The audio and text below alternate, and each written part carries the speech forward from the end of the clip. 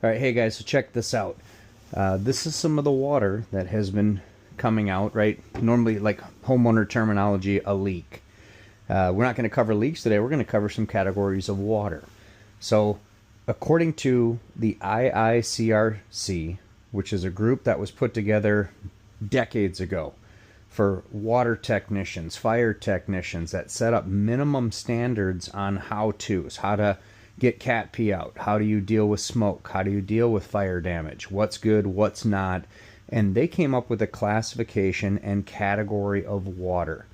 Let's talk about categories of water. So category 1 is your potable water. You wouldn't drink it, but think about where that would come out of. It would come out of a tap. It would come out of a garden hose. It would come out of a sink, right? No chemicals, no microbial, risky to probably drink it, but again, it's considered to be clean, potable water. Maybe even the back of the toilet on circumstances, not the bowl, but the actual reservoir, the actual back.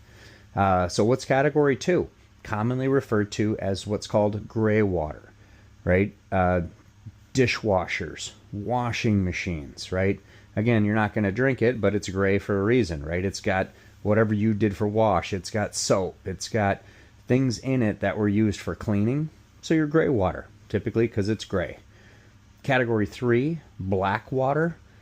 Enough said, right? Microbial growth, poop and pee water, came out of the toilet, came out of the main line, came out of a floor drain. So as you're starting to look as a water technician along with the plumbers, you're like, okay, does that look like Cat 1, Cat 2, or Cat 3? Right? What did it pass through? Was it clean water that passed through mouse feces? Did the house have termites? So the water that came in passed through insulation, passed through all of the termite goo, we call it. Fog, fat, oil, grease, right? Did it pass through that? So category 3, unsanitary, unhealthy, especially if people have a compromised immune system. So here's the next one, category 4.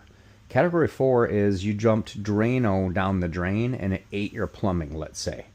Right? Some of those drain cleaners, right now, are not picking on Drano, just sometimes people go cowboy, don't follow the manufacturer specs, and it actually tears their plumbing to pieces. Now you've got water mixed with a chemical. That's category 4 typically.